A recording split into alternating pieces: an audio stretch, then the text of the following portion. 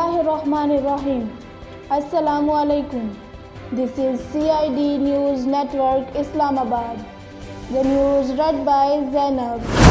Foreign Minister has written another letter to the President, United Nations Security Council and the Secretary General updating them on the grave situation in the Indian illegally occupied Jammu and Kashmir.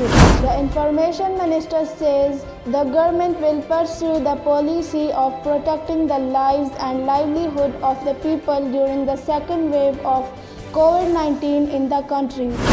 In Afghanistan, 6 policemen were wounded in a suicide attack in Kandahar province. Pakistan has launched a strong protest with India of its recent ceasefire violations on the line of control. 40 more people died of coronavirus in the country over the last 24 hours.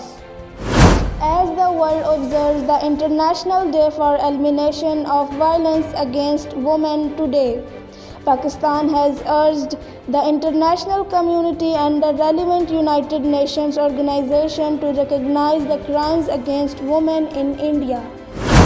Foreign Minister is in Niger to represent Pakistan at OIC Council Foreign Ministers meeting beginning tomorrow. The Special Assistant to the Prime Minister and Petroleum Division says there will be no shortage of gas in the country.